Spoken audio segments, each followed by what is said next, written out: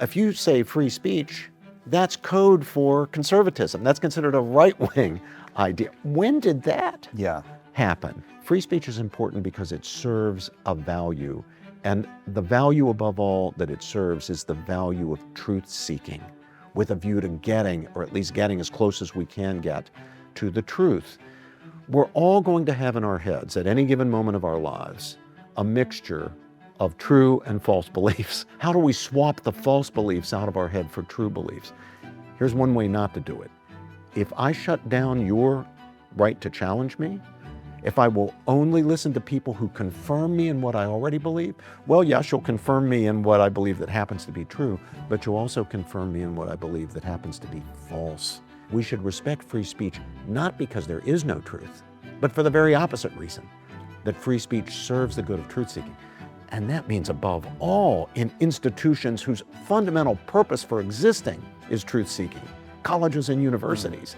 You need free speech. You need free speech the way the human body or any organism needs oxygen in order to live. Welcome to Socrates in the City. Today, it is my great joy to interview someone I've known for a long time. I call him Robbie George, but his real name is Dr. Robert P. George, or technically, since he has 3 doctorates, Dr. Robert P. George. He's the McCormick Professor of Jurisprudence and Director of the James Madison Program in American Ideals and Institutions at Princeton University. He served as Chairman of the U.S. Commission on International Religious Freedom and on the U.S. Commission on Civil Rights and the U.S. President's Council on Bioethics. He's also been the U.S. member of UNESCO's World Commission on the Ethics of Scientific Knowledge and Technology. But haven't we all? Robbie George, welcome. It's a pleasure to be on with you, Eric. Great to see you again. It's so much fun to talk to you, or at least even to think about talking to you, but now I actually get to talk to you. You do have 3 doctorates. I just want to start there. In what? Well, they're all from Oxford. A doctor of philosophy. Now listen, there's no need to show off. We're already impressed, Robbie. So you have three doctorates from Oxford. Okay, all right. I don't. It's all right. You're forgiven. But what in what are they?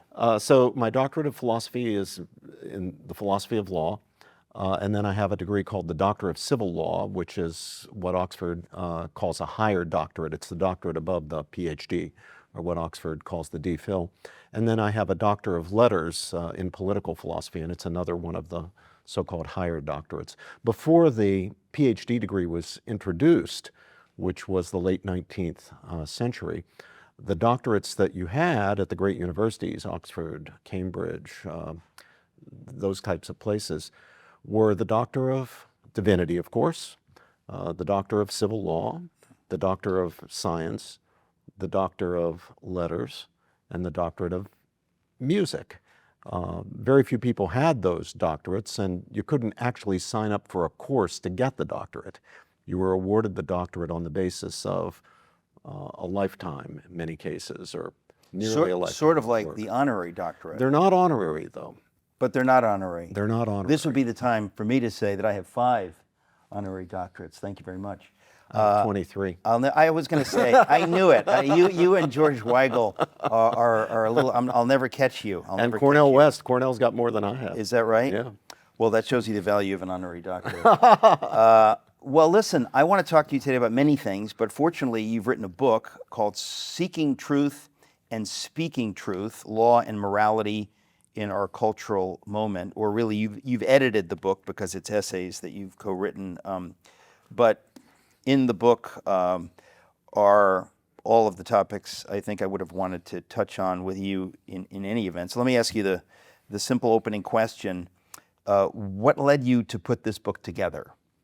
It was a concern about the collapse of people's appreciation of the importance of truth, or even the meaning of truth.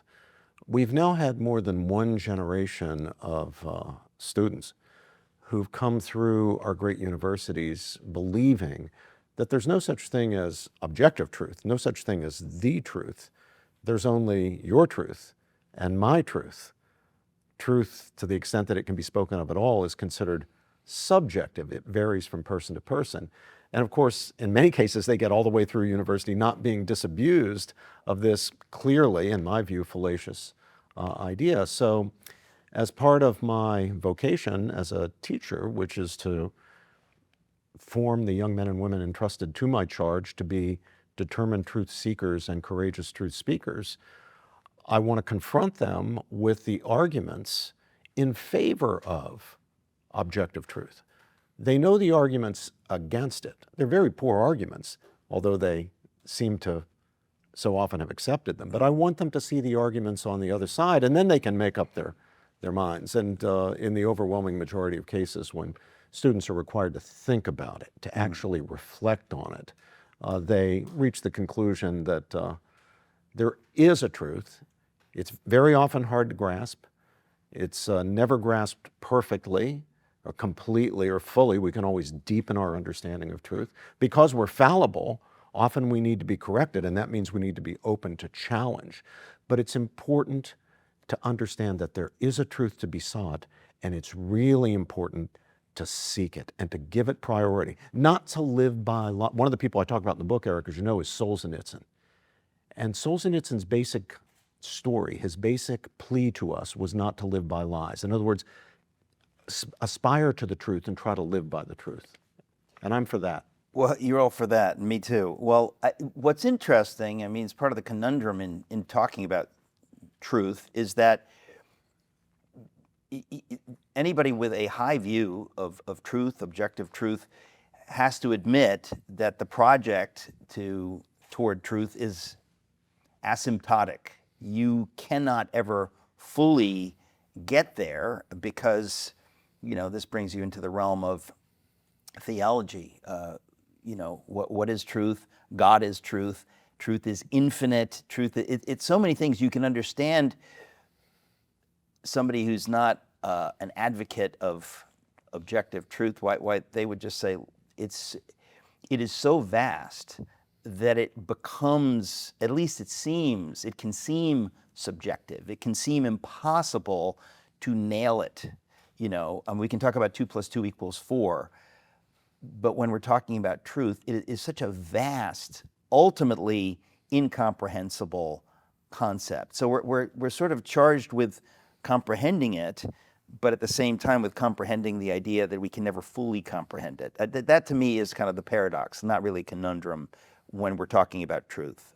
Yeah, what you say is absolutely true, and I would just add to it that we need to recognize our own fallibility.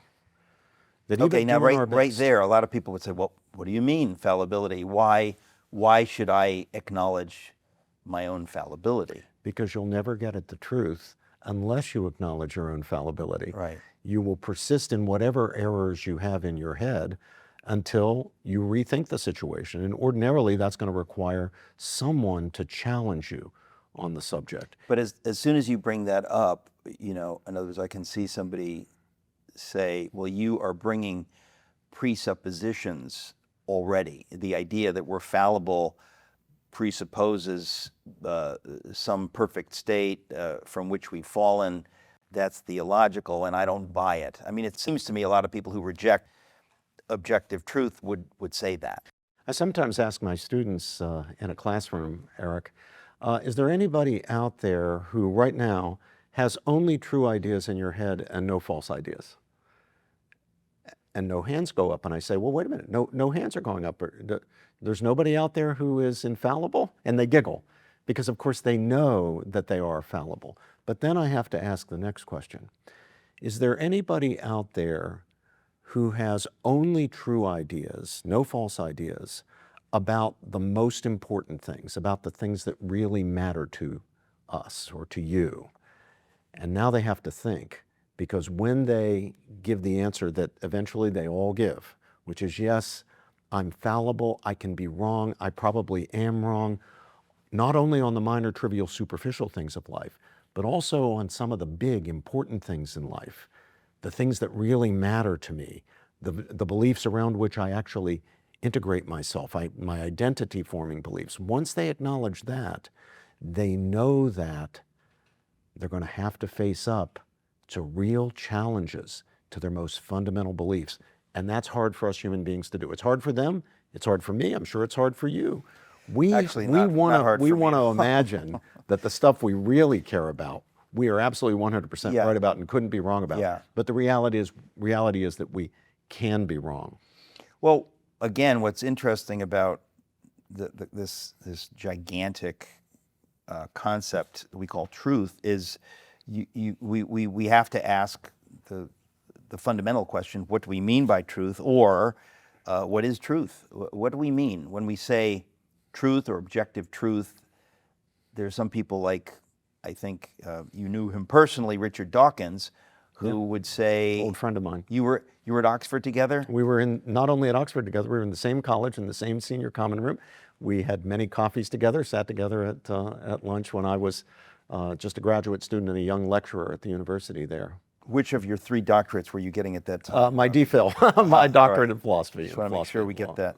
But so somebody like Dawkins, and I wrote about this in one of my books, he puts forward what to me is a patently preposterous idea that the only things we can know through scientific knowledge, which I think most people don't operate that way. But isn't that part of the problem? Is we have to talk about what we mean, and even somebody like Richard Dawkins doesn't seem to grasp that truth can be something that has to do with, is murder wrong? He's not interested in going there. He says that has nothing to do with anything. I'm only interested, quote unquote, in science. That's the only way that I can get at.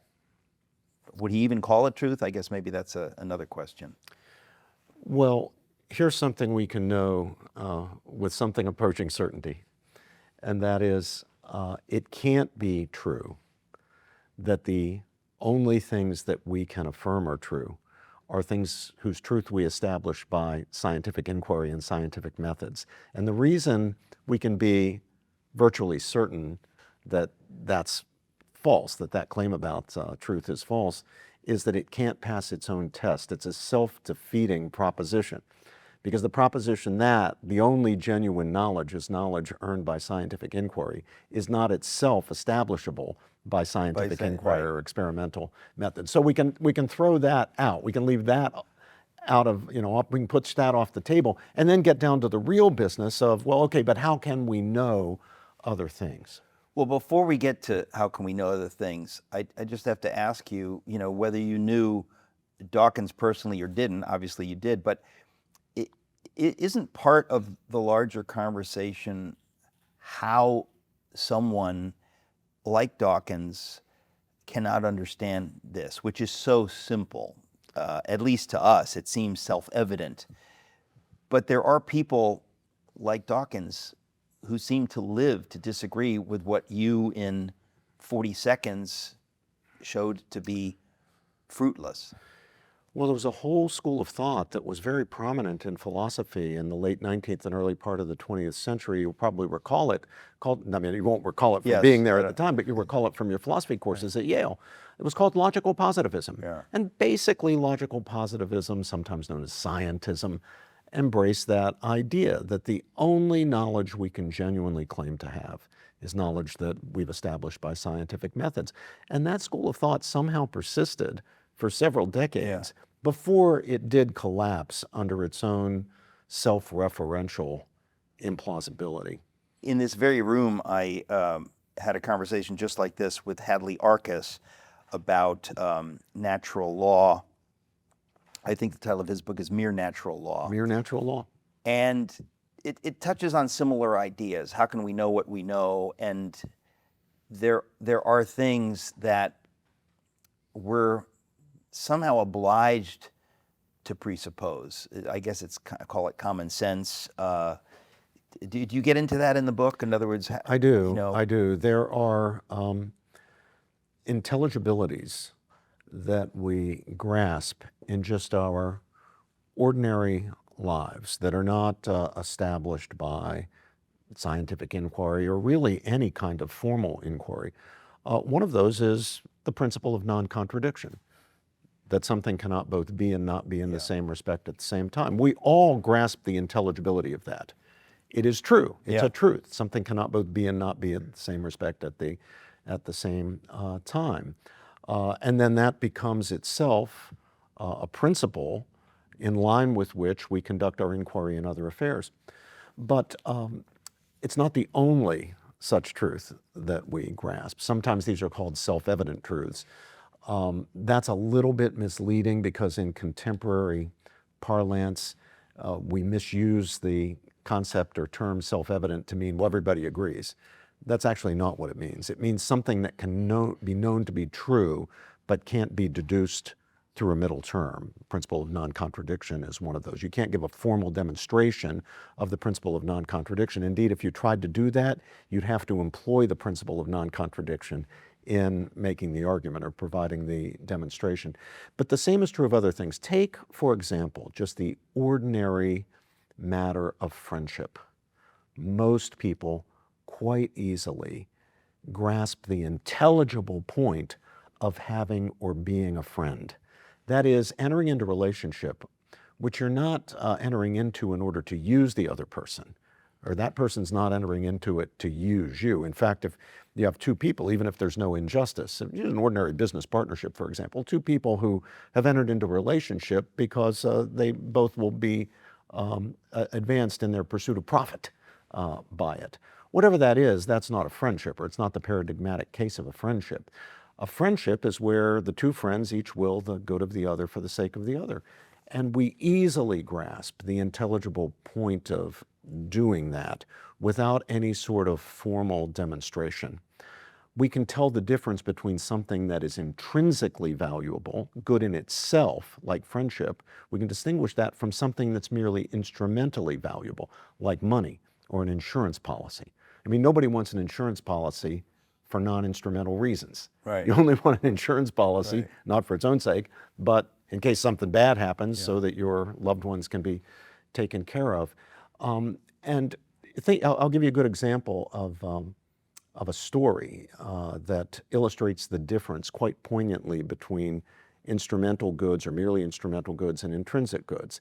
And this story involves money as an instrumental good and friendship as an intrinsic good. And it's a story that's familiar to you and familiar to all of our viewers and listeners. It's Charles Dickens' A Christmas Carol. What's the interesting thing about old Ebenezer Scrooge? Here's the interesting thing. When the story begins, he has things exactly backward, doesn't he? He's treating something that is only and obviously instrumentally good, money, as if it's intrinsically good. And he's treating something that is obviously, intelligibly, intrinsically good, friendship, as if it's only instrumentally good. He has one and only one friend, old Jacob Marley, whose ghost visits him to convert him to the right view. Marley's relationship with Scrooge was a purely business relationship, a purely instrumental relationship. But when Marley comes back and then the next three ghosts come, they show him where he's gone wrong. They show him the wounds that have darkened his capacity to understand that no, money is merely instrumentally valuable. Friendship is what's intrinsically valuable. And once the blockages to that understanding are cleared away, not by scientific demonstration, not by an experiment, but once those are cleared away, Scrooge becomes the best of men. He can keep Christmas if anybody knew how to keep Christmas. He adopts Tiny Tim. He sends a turkey over to the Cratchit, or I guess a goose, it's England, a goose for Christmas over to the Cratchit family. So that's how it works in our ordinary lives. And I'm not breaking any news here. The story that I'm telling you about the intrinsic value of friendship, for example, and the way we distinguish something intrinsically valuable from something instrumentally valuable is as old as Aristotle. We get it in Aristotle's Ethics. Robbie, I hate to contradict my guest, but I'm sure that it was in fact a turkey, not a goose. That works for me. So I got something right here. I just want to say that. No, I have to say that story, it's such a beautiful story. It's one of the reasons most of us love Dickens. Our introduction to Dickens is A Christmas Carol.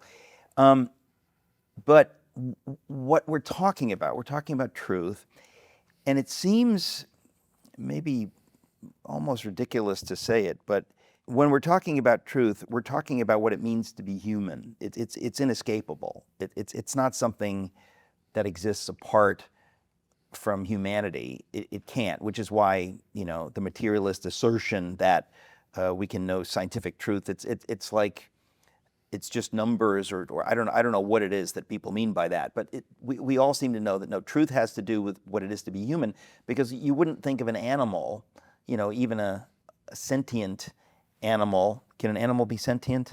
Oh, I mean, yeah. I guess I'm not sure what I mean by sentient sometimes, but it's something that's inherently human. And then I would even go farther and say that it says about what it means to be human, that we're thinking about truth, that we talk about truth. I think it shows that we're made in God's image, that we care about truth, or at least some of us would talk about truth. That's right. What is a human being? A human being is a rational creature, a rational animal. We are animals. Excuse me, I'm not a biologist. I can't answer that question. Keep going, because I think this is important. Yeah, we're rational animals. That's our nature. We are creatures with a rational nature. We are not God. We're not gods. And yet, we possess an immaterial power or set of powers that is quite literally godlike. And those are the powers of reason and freedom.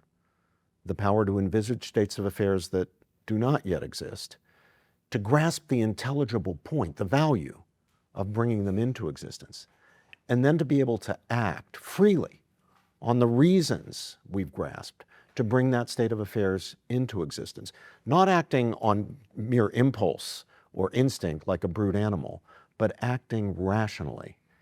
This, I think, is the essence of the biblical teaching affirmed by Jews and Christians, that human beings, man, although fashioned from the mere dust of the earth, material stuff that will die and dissolve, is nevertheless made in the very image and likeness of the divine creator and ruler of all that is. That's what it means to be a human being. And as rational creatures, Eric, we are truth seekers. Our fulfillment depends on, in part, there are other things as well, but a key element of our fulfillment is the pursuit of truth, the affirmation of truth, the revision of our thinking when we discover that we're in error. And then, of course, the effort to live a life authentically in line with what we best judge, fallible though we may be, to be the truth. The truth is all about being in touch with reality, whether it is natural reality, what we do in the natural sciences, social reality, we study that in the social sciences, spiritual reality, what we study in theology and religion. It means being in touch with the way things really are, not living with illusions, not living with wishful thinking, but being in touch with the way things actually are. It's interesting that you bring that up, because in the last few years, I've been talking a lot about where we are in the culture and how it seems to me that things have gotten so crazy that if you're on team reality, as I put it, we're on the same team. We don't have to agree on everything, but if you agree that there's something called reality and you want to live or try to live in accordance with it, we're on the same team. We can have a conversation. There are many people that are hostile to reality, and so they want to live in a fantasy, or they want to say that there is no reality and I will subjectively create my own reality. It's like my own truth, whatever, and it doesn't matter whether it's consonant with anything external to me, which takes us back, I guess, to Rousseau, or to the idea that what I feel trumps anything external, and that there is no reality beyond my feelings. Where did that idea come in? Because in the book you talk about faith and reason, and I want to talk about faith and reason, but where did that come into history, this idea that, my sense of things is potentially more important than anything else? Well, I'll say a word about that, but can I pause just to commend my old friend Richard Dawkins? Because Dawkins recently, in social media, has taken a lot of heat for insisting that we cannot define ourselves or others as being male or female depending on their or anybody else's feelings. That our sex, or so-called gender, is a matter of objective reality, a matter of truth. Not my truth or your truth. It doesn't vary with how you feel or how you self-identify or anything like that.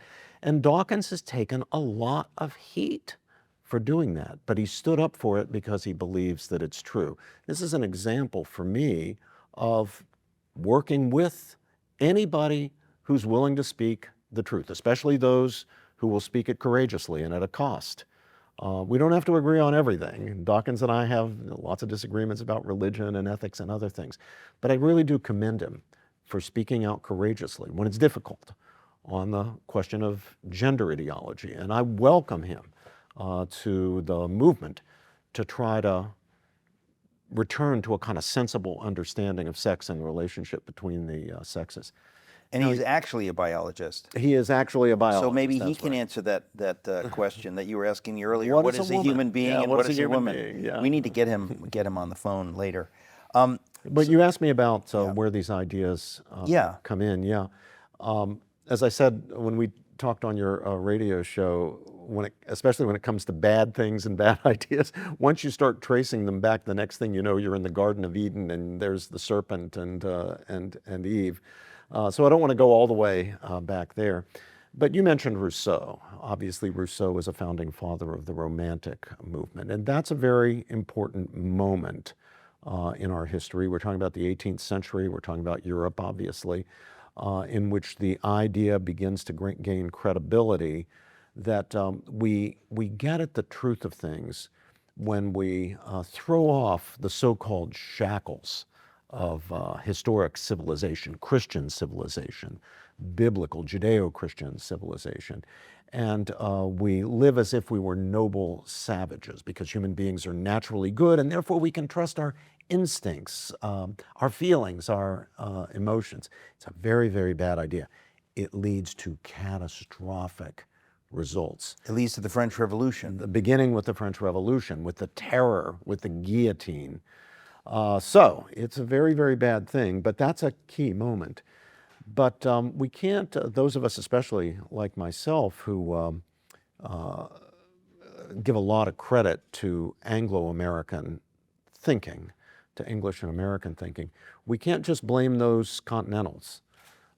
These ideas in a more polite form are entering into Anglo-American thought, English thought in the first instance, British thought, also in the 18th century and even earlier. I'm thinking of David Hume, who famously declares that reason is and ought only to be the slave of the passions and may pretend to no office other than to serve and obey them.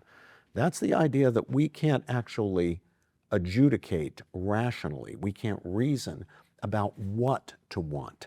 Our wants will be brute givens, given by our desires. All we can reason about is how to get to what we want, how more efficiently to get what we want. Now look at the implications of that. Hitler wants to murder a lot of Jews and Slavs and others. Mother Teresa wants to rescue people and care for them on the streets of Calcutta. According to the Humean view, not that Hume himself embraced any such thing, but the implications of his view is that Hitler can't reason, or we can't reason about the genuine truthfulness or desirability of what Hitler wants. He wants what he wants, and that's all that can be said. All reason can do is to help him more efficiently to achieve his ends. We can't judge Mother Teresa's wants to be superior or inferior. All reason can do is tell Mother Teresa how to be more efficient in caring for people on the streets of Calcutta. And it doesn't, as I say, even in the English tradition, in the English Anglophone tradition, begin with Hume. A couple of generations earlier, Thomas Hobbes had written that the thoughts are to the desires as scouts and spies to range abroad and find the way to the thing desired. But that's not really proscriptive, is it? He's just describing what he sees in the fallen world. But it's prescriptive in this sense. He's indicating what is possible and what is not possible. And his argument is all that is possible is to reason about how to get what you want. It's not possible to reason about what to want. Okay, so that's... So it's a rejection of two streams, the two streams that really formed the West. One stream, of course, the biblical tradition, Jerusalem. The other stream, the classical tradition from Greece and Rome, figures like Plato and Aristotle and Cicero, who are nowhere near the idea that all reason can do is tell us how to get what we want.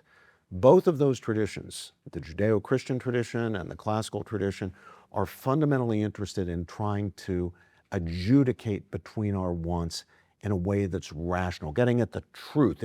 Is what Mother Teresa wants the right thing to want, or is what Hitler wants the right thing to want? They both can't be okay. And by the way, just for the sake of the conversation, I'm going with Mother Teresa. Okay. So it's interesting how cynical that view is, that, you know, when you talk about Hume and Hobbes, maybe you know enough about them to say whether they were so cynical. Hobbes, I think I can explain somewhat. He's writing in the context and wake of the Great Civil War, the British Civil War, English, and, you know, it was catastrophic. And the carnage was profound. And human beings looked to him, but the creatures who would do this to each other looked to him basically like just brute animals driven by desire. And I think the cynicism grew out of that experience. It's parallel, Eric, to the cynicism, I think, of Oliver Wendell Holmes, the great American jurist, profoundly cynical person. Great jurist, but a profoundly cynical person. His cynicism grew out of his experience with the American Civil War, serving in the Union forces in that war, seeing the carnage. It was really horrific. And wars can take people in different directions. The experience of war can take people in different directions. It can inspire in our hearts a deep desire to do the right thing so that something like this will never happen again. In others, it will lead to this kind of cynicism. And I fear in Hobbes, as in Holmes, it led to that cynicism. I, some months ago, interviewed a Plato scholar and was talking to him about how it's fascinating to me as a Christian to think that people like Plato or Socrates or Cicero, that they would have somehow intuitively grasped that it's possible to reason your way in the direction of something called truth. In other words, that they had an innate sense that there was something like truth and that we could reason toward that. And I was asking him, and I'll ask you now, what do you suppose it is? Because we can talk about the cynicism of Oliver Wendell Holmes or of a Hobbes, but what do you suppose it would be that would make somebody, let's say Socrates, have this innate sense that the unexamined life is not worth living, as we say at almost every Socrates event,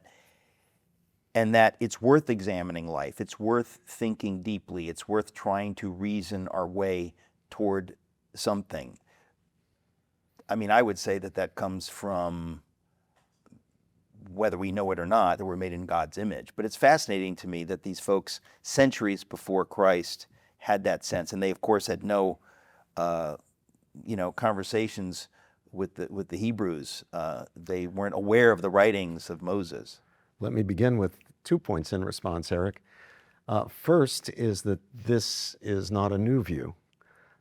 People have been asking the same question going all the way back to early Christianity. Second, you're in very good company, because some of the great early Christian thinkers asked themselves the question, how could Plato have known what he knew? And there were two bits of speculation, both of which were ultimately rejected, but they were at least toyed with in the minds of early Christian thinkers. One was, could Plato have had somehow access to the Hebrew revelation? Did he get a scroll from somewhere? And then the second speculation, also in the end dismissed, not embraced, was that God had given him a private revelation of some of the essential content of the Hebrew scriptures. Now, both are rejected, but the fact that they were entertained at all, means that your question occurred to them as well. Now, my answer, I think, is very much in line with your answer. And here we can go to another great Jewish thinker, St. Paul. And St. Paul tells us in his letter to the Romans that there is a law written on the hearts even of the Gentiles. Who are the Gentiles? They're the people who don't have the law of Moses. There's a law written on the hearts of the Gentiles. It's not written on scrolls like the Bible, written on the hearts of the Gentiles that is sufficient for them to be held accountable. It enables them to know basic right from wrong.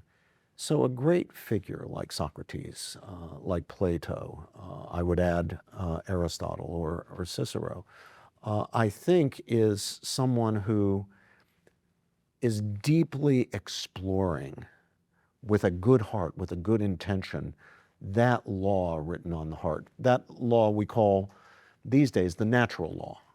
Martin Luther King invokes it in his famous letter from the Birmingham jail when he's criticized for breaking the law, which he did, breaking the human law, breaking the positive law of the state. How can he justify that? Especially when they said to him, his critics said to him, Dr. King, you yourself called for obedience to law when the Supreme Court handed down its decision in Brown versus Board of Education, ordering the desegregation of the schools in the southern states. And when there was resistance from the white majority, you called for obedience to law, but now you're breaking the law. And King says, well, that's because there are two types of law. There's the human law, but then there's the higher law. There are two types of law in another sense. There's unjust law and there's just law. An unjust law is a human law that is in violation of the natural law, the moral law, the law written on the hearts. That's what an unjust law is. A just law is a law that's in line with the natural law, in line with the moral law. A law that's in line with the moral law uplifts what he called in the letter the human personality. In other contexts, he called the human spirit. By contrast, an unjust law, a law that's out of whack with the natural law, degrades the human being, both the victim of the wrongdoing and the wrongdoer himself. Well, that's pretty good. And we can understand that law, at least to some extent, at least in principle, as Plato shows, as Aristotle shows, as Cicero shows, even if we don't have the revealed truth of the Scripture. Yeah, I think that's exactly right. It is. It's fascinating to me that the ancients, all the way back in antiquity, got this, and that many moderns who've had the benefit of living, many centuries after the New Testament was written, could get to a point where they would argue with that. It does undermine the progressive view of history, doesn't it? Yes. That we keep getting better and better and better and smarter and smarter and smarter. Things are a lot more complicated than the neo-Hegelians would have us believe, who think that history moves forward in a positive direction and we're always making progress. No, we're not. No. We can make progress in some domains, like in the domain of science, and yet regress, lose knowledge when it comes to moral truth or spiritual truth. Where do you think we are now with regard to that? Because it's interesting to look at. I mean, it's one thing to say that, if you want to trace things back, you have to go back to Eden, but intellectual history is different. I mean, there are moments. There's the age of reason, where people are somehow stressing reason and rationality. The age of faith before that, to some extent. Where do you see us now? And I assume that part of the reason you wrote this book is because of where you think we are now. Well, in the introduction to Seeking Truth and Speaking Truth, my new book there in your lap, in the introduction, I make the point that historians are fond of breaking the epochs up into the age of this and the age of that. And so they tell us that the medieval period was the age of faith. Now, what do they mean by that? Well, they mean that for the great medieval thinkers, whether they were Jews like Maimonides or Christians like Thomas Aquinas or Muslims like Averroes, whoever they were, for the great medieval thinkers, the principal touchstone of truth and of goodness and of justice and of rightness is conformity with the will of God, conformity to the truths of faith. Now, that shouldn't mislead us into thinking that they had a low view of reason. They certainly did not. If you read Thomas Aquinas or Maimonides, you'll see a figure who believes that reason has a lot to disclose to us. It has a luminosity and a power. And yet there's truth in the idea that for the medievals, faith had priority. Faith and reason together, but faith had priority. Well, these same historians tell us, Eric, that the Enlightenment era in Europe was the age of reason. They sometimes call it the age of science. Well, what do they mean? They mean that for the great Enlightenment thinkers, the touchstone of truth and of goodness and of rightness is conformity with reason, conformity with what we can figure out using the old noggin, perhaps by the experimental methods of science or by some other methods, but it's conformity with rationality. Now again, we need to be careful not to exaggerate that or allow it to mislead us, because while there were some Enlightenment figures who were hardcore dogmatic secularists, many were not. Many were men of faith. But there's truth in the idea that the Enlightenment period in Europe was the age of reason. Well, if the medieval period was the age of faith and the Enlightenment was the age of reason, in what age do we live today? And here's where the danger is. I regret to say, my dear brother Eric, that we live in the age of feeling. Because instead of faith or reason, or as I would prefer, faith and reason together being the touchstone of truth, of goodness, of justice, we've, in many cases, many people, especially many young people, treat feeling, emotion as the touchstone, as the guide to truth. And that's how we get ridiculous ideas floating about, like the idea that you have your truth and I have my truth and there's no such thing as the truth. And until we overcome that idea and get back to faith and reason, I hope operating together as the two wings, in the words of John Paul II, the late pontiff, two wings on which the human spirit ascends to contemplation of the truth. Until we get back to that, we're going to be going down a very bad road where it will be very easy to justify more and more atrocities, especially in the area of biomedical ethics, justify more and more atrocities on the basis of how I feel.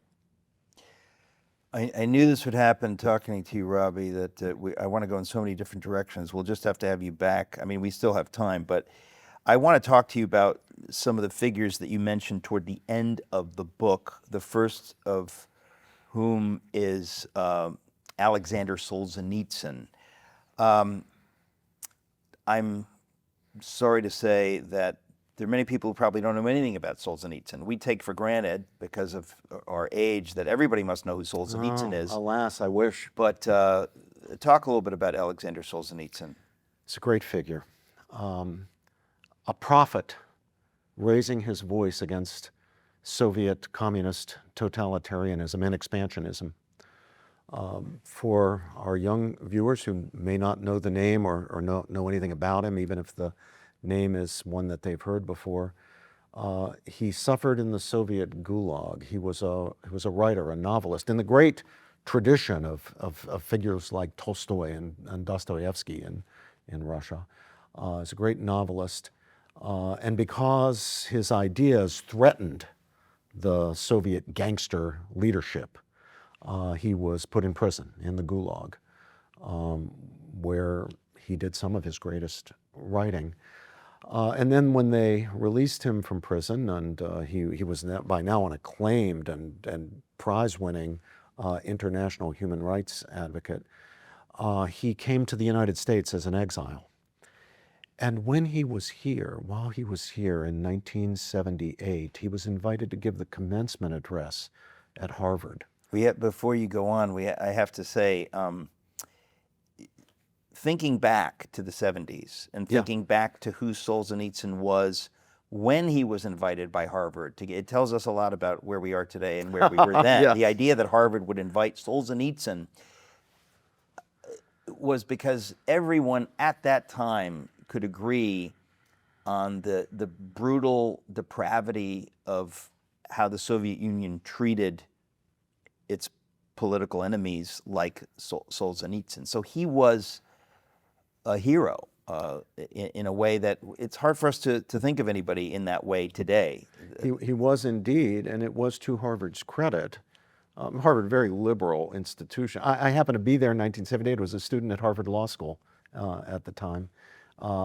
I wasn't within the walls at the ceremony, but I could hear the speech over the loudspeaker. And Harvard was a very liberal place in those days. There's no question about that. And there were lots of people who, were falling into the error of believing a kind of moral equivalency. Well, the Soviet Union may be bad, but, we're not so good either, and we're imperialist and we're expansionist. And, it was a really defective view. I mean, that's not to say that we shouldn't acknowledge our faults. That's good, that we should have some humility ourselves about the wrongs that we have done, beginning with the great sin of slavery. And yet, by 1978, to suppose that the Soviet Union and the United States were moral equivalents was disgusting. And everyone expected Solzhenitsyn to condemn that view. But I think Harvard was surprised and probably not completely happy with what they got from Solzhenitsyn. They knew he would condemn Soviet gangsterism. I don't think they were prepared for what he gave us, which was a critique of the West, for its vices, for the kind of expressive individualism, to use the label given to the dominant ideology of our time. It was there in '78, it's here today. The name given by the great late Berkeley sociologist Robert Bellah. It's what ultimately gives us this ridiculous idea of your truth and my truth. Well, you could also call it secular materialism. Secular materialism, and Solzhenitsyn, who was a great Christian figure, a Eastern Orthodox Christian, Russian Orthodox Christian, he gave a profound critique on that day of Western secularism. He would develop that 5 years later when he received the Templeton Prize, 1983, in a speech in which he declared that the fundamental errors of the West that have led to our loss of courage, our loss of integrity, our falling into vices like widespread pornography and promiscuity and drugs and so forth, that at the bottom, he said, it's because men have forgotten God. Here he's actually echoing one of our own great historical prophets, Abraham Lincoln, who in the midst of the Civil War in 1863, Eric, in declaring a day of prayer and fasting, a day of repentance in the midst of the war, argued in his statement that this carnage, this war, had come on us because we as a people have forgotten God. This is exactly the message, basically, of the Old Testament prophets. It's the message at the end of the day of all true prophets. We need to remember God. Remember that we are under authority, that we do not get to make up reality. There's a reality over against us that it's our job to understand and to live in line with. Well, there's really almost nobody like Solzhenitsyn. I mean, the idea that he would suffer as he did under the brutality of Soviet communism and then come to the West a hero, celebrated as a hero, and then given this, this plum spot to be the speaker at graduation and then to do what he did. It's extraordinary. But as you say, I mean, he's pointing us, like all true prophets must do, to God. Yeah. And it's interesting to me because I'm writing a book on the American Revolution now, and I'm fascinated with how this was the Puritan view, and this was absolutely John Adams's view, that if we turn to God, we can win this war. If we have to be concerned with that. We have to be, I mean, obviously Lincoln said we have to make sure that we're on God's. It's not whether God is on our side or we whether on God's we're on side. God's side, yeah. And Adams strongly champions that idea. And I think that is where we are now in the culture, is that there's this question of, is there such thing as a transcendent reality? Is there such thing as truth? And then what is our job at this point? Eric, I'd like to make a plea even to those who, in good faith, good people, doing their best, can't find their way. I know people like this, haven't, at least not yet able to find their way to belief in a personal God, to the God of the Bible. Even if they can't, please understand, please grasp, which I know you can, and many of you do, that there is such a thing as reality. One that is over against us, that we don't manufacture out of our own head or out of our own viscera, out of our own emotions. And it's our job to try to understand reality, be in touch with reality, and live in line with reality, including moral reality. We can do that even if we don't have what some would call the gift of faith. I know my great friend Harvey Mansfield at Harvard. You must know Professor Mansfield. He's not himself a religious believer. He's got great respect for the Christian and Jewish traditions.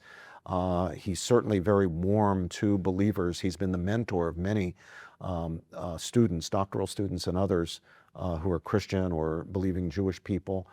And yet he can't find his way to faith. Nevertheless, he's able to model what it means to strive for truth, to discover truth, however imperfectly, and then to try to live in line with truth. We all ought to aspire at a minimum to that.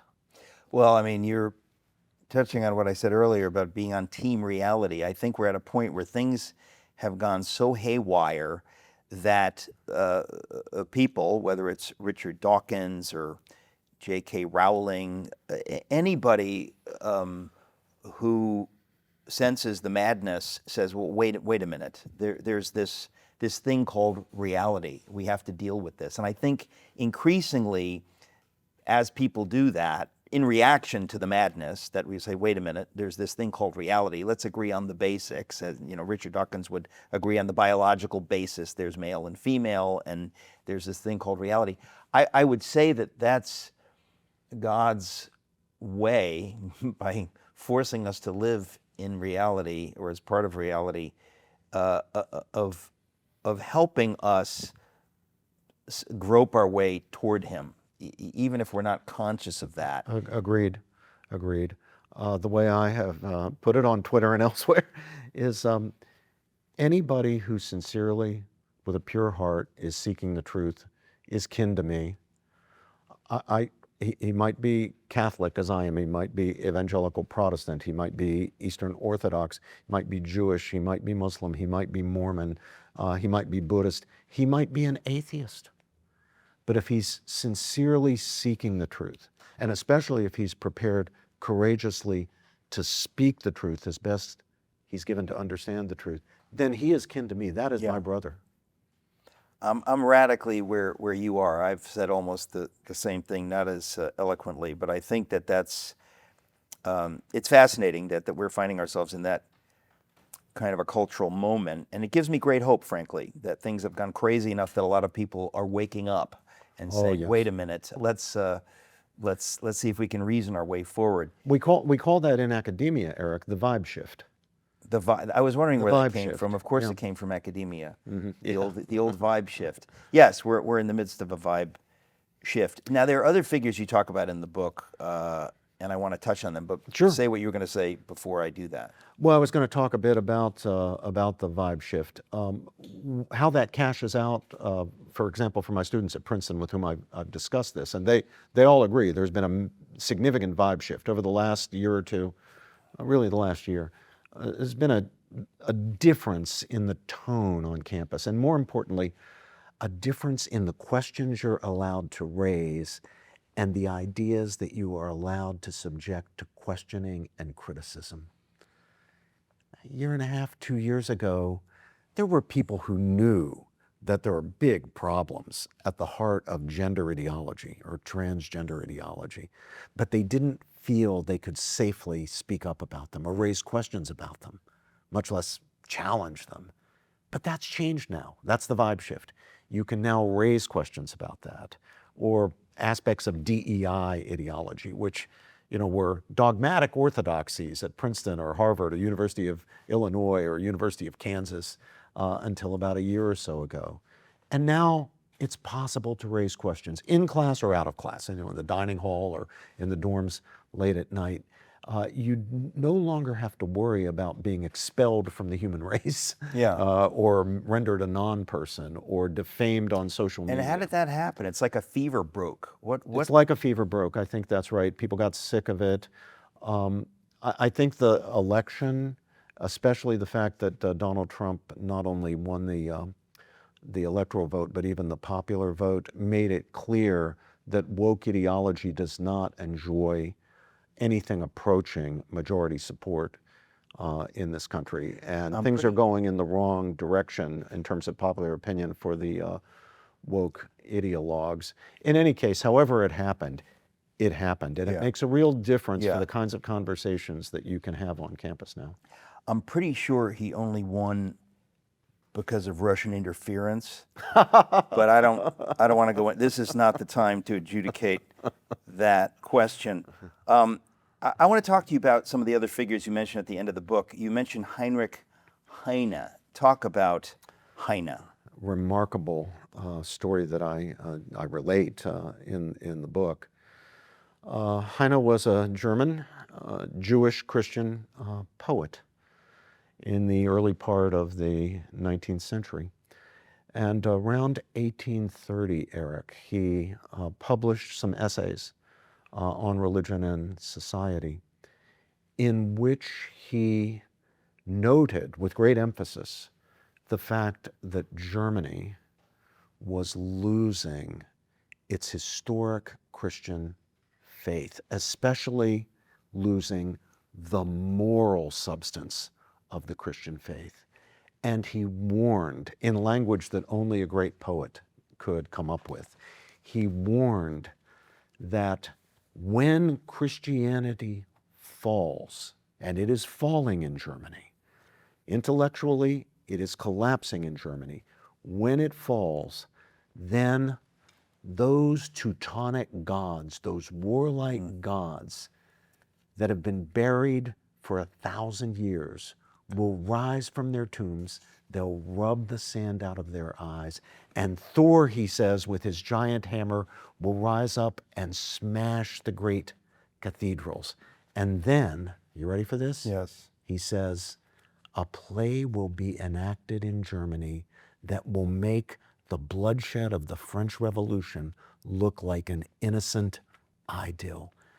Eric, 100 years before the rise of Hitler, Heinrich Heine predicted the Nazi atrocities. Yeah. He didn't use the name National Socialism or Nazism. Yeah. He didn't talk about Hitler or a guy with a little mustache, but he saw that something would happen as a result of the collapse of Christian morality in Central Europe that would make the French Revolution look like nothing, look like just innocent fun, an innocent idyll. I mean, how prophetic. Oh, it's prophetic. It's definitely prophetic. There's no question. I'm always fascinated by figures who speak prophetically without knowing that they're speaking prophetically. You know, he wouldn't have said, I'm a prophet. He just would think, well, it stands to reason. He said something particular about standing to reason, and something we would do well to take on board.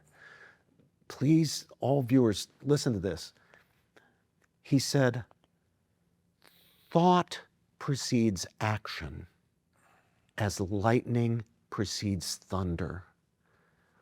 What happens in the domain of the visible first happened in the domain of the invisible, in the domain of the intellect.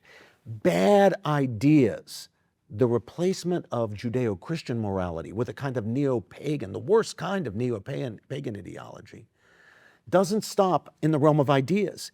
It cashes out in dead bodies, in atrocities, in carnage. Thought precedes action as thunder precedes lightning. We need to take that lesson on board.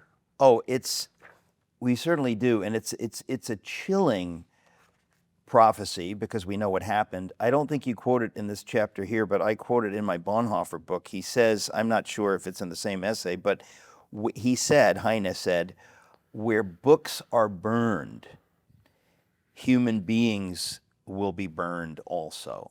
Who could have dreamt? There it is. I mean, human beings, of course, had been literally burnt at the stake for centuries when he said that, but not in the kind of masses. Well, certainly not, no, obviously. But it does seem that he's prophetically speaking of what happened under the Nazis. And of course, the Nazis did really explicitly, I mean, often privately, but nonetheless explicitly reject the Christian God. They explicitly, Eric, revived Teutonic paganism. Right.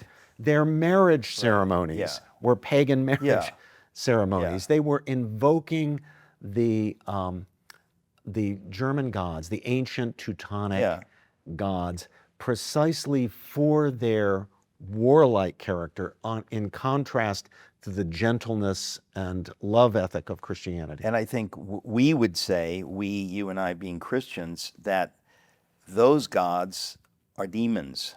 That's the horror, that you open the door to the demonic, and that to me is exactly what happened in Germany. But it's interesting to me that in the 1830s already Heine saw this. I'm not really familiar with German cultural history of the early 19th century. Do you say what it was? The time of German unification, and what he's perceiving is what's happening in the intellectual culture, not so much on the ground. That would come, he knew, because changes in the domain of the intellect, thought, end up cashing out in the domain of the visible. Bad ideas have consequences. Now, what that doesn't mean, Eric, it doesn't mean we should ban bad ideas. Right. You can't do that. That's the wrong way. Correct. You meet bad ideas with good ideas. Right. Which takes us, back to 17th century England and John Milton's Areopagitica. I'm fascinated that is debated today, whether we ought to have free speech. These things that you and I perhaps thought self-evident. Suddenly, there are a couple of generations that aren't so sure that free speech is self-evidently the right way to go. It's remarkable, Eric. I'm a little older than you are, but I'm certainly old enough to remember, I think you probably are, when free speech was considered a liberal value, a left-wing value. And maybe it was conservatives who weren't quite so strict about free speech. Well, today, at least in academic culture and universities where, like the one in which I teach, if you say free speech, that's code for conservatism. That's considered a right-wing idea. When did that happen? The fundamental case for free speech is the case that's made by figures like Milton and John Stuart Mill. I've spent much of my career, as you know, Eric, being a critic of the kind of liberalism that John Stuart Mill represents. And yet, I have to acknowledge, Mill gives us an excellent argument for freedom of speech in the second chapter of his great essay on liberty, where he says that free speech, like other fundamental freedoms, is not an abstract right. It's not just an implication of fairness. I should let you say what you want because I want you to let me say what I want. No, he says free speech is important because it serves a value. And the value above all that it serves is the value of truth-seeking, with a view to getting, or at least getting as close as we can get, to the truth. We're all going to have in our heads at any given moment of our lives a mixture of true and false beliefs. Some of the beliefs in our heads will be true, some will be false. Now the question is, how can we maximize the number of true beliefs and minimize the number of false beliefs? How do we swap the false beliefs out of our head for true beliefs? Here's one way not to do it.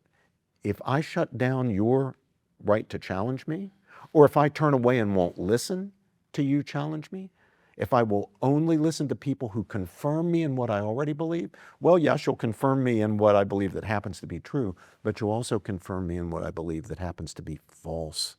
And I'm not going to get anywhere toward the truth. We should respect free speech, not because there is no truth, but for the very opposite reason, that free speech serves the good of truth-seeking.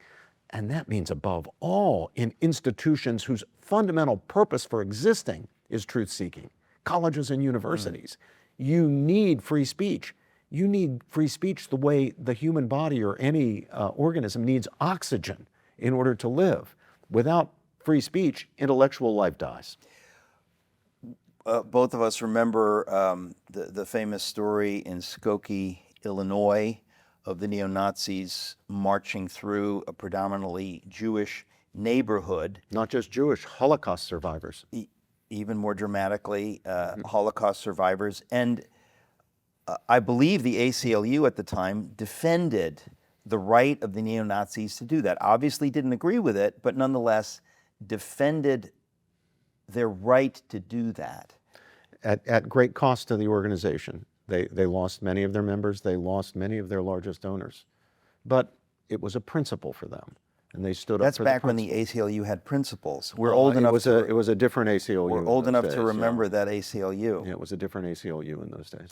I mean, this is why I've been joined with colleagues to found the Academic Freedom Alliance, to do the kind of work that the ACLU, or the American Association of University Professors, should be doing. But they have been captured. They've gone in a kind of woke ideological direction. So they're not standing up for the values that they used to at least proclaim. And so we need new organizations to do that, and the Academic Freedom Alliance is one of them. We just got a couple of minutes, and I wanted to make sure we talked about banjo playing.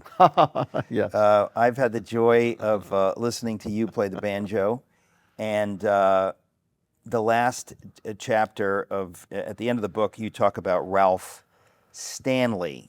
Talk a little bit about who he was and why he's in your book. Well, first, Eric, I want to assure your viewers, since you've outed me as a banjo player, that I came by my banjo playing honestly. I was born and brought up in north central West Virginia, in the heart of Appalachia.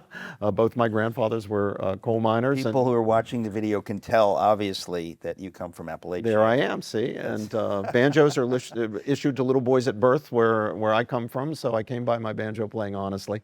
But I love the bluegrass banjo. I love bluegrass music. It was the soundtrack of my childhood, hunting and fishing and playing bluegrass music. I mean, you're not Rod and gun making club. this up. You mean this is true? Everything I've just said is true. When I arrived at college, I was an undergraduate at Swarthmore, and I like to say that I arrived at college from central West Virginia, or north central West Virginia, shoeless with a banjo on my back. The banjo on my back part is true. The shoeless is metaphorical. Yeah. But the banjo on my back part is true. So as a bluegrass lover and as a bluegrass banjo player in particular, I had three great heroes. They were the founders of the bluegrass method of playing the banjo, so-called three-finger method of playing the banjo. Earl Scruggs is the most famous and probably the one who deserves the lion's share of the credit. I have great respect for Scruggs as a musician. A man named Don Reno. Scruggs was from North Carolina. Reno was from Tennessee, was another great one that has certainly influenced my playing. And then the third was Ralph Stanley. He wasn't quite a West Virginian, but he was about as close as you can be. He was from Western Virginia, from the Clinch Mountain area of Virginia. And he played the most traditional kind of bluegrass music, that which was closest to the old-fashioned mountain music. And not only was he a great banjo player, he was an unself-conscious, but in his own way, prophetic Christian believer. His music and his faith were integrated. And it was the integration of his music, which I love, with his faith. He's an evangelical and I'm a Catholic, but it's a shared Christian faith, the faith that we share, that caused me to include in the book the tribute that I wrote to him when he died a few years ago. I remember, Eric, he was being interviewed, just as you're interviewing me, but his interviewer was a PBS interviewer. I've forgotten the man's name. But the PBS interviewer was asking him about his life and his music, and Stanley was quite unselfconsciously telling his story. And of course, faith was at the heart of his story. And he wasn't just talking about his faith. He was proclaiming his faith to the PBS interviewer as he was telling his story. And you could see the interviewer, like a deer in the headlights, very uncomfortable in this situation, uncomfortable even with the discussion of faith, much less the public display of faith. But Stanley was oblivious to it. he just went on, and it was the most remarkable experience. Well, I'm so sorry we're out of time, but it's just a joy to speak with you, Robbie. Thanks for everything you do at Princeton and elsewhere. Thanks for the book, Seeking Truth and Speaking Truth, Law and Morality in Our Cultural Moment. Thank you. It's my pleasure, Eric. Good to be with you. If you think these conversations are valuable, would you do us a favor and please like this video and subscribe to this channel? When you do that, you help us get these conversations out to a wider audience by telling YouTube that people are interested in this. Also, you can go to SocratesInTheCity.com, sign up for our newsletter, and you can check back every week. There's new stuff here every week. Thank you for tuning in.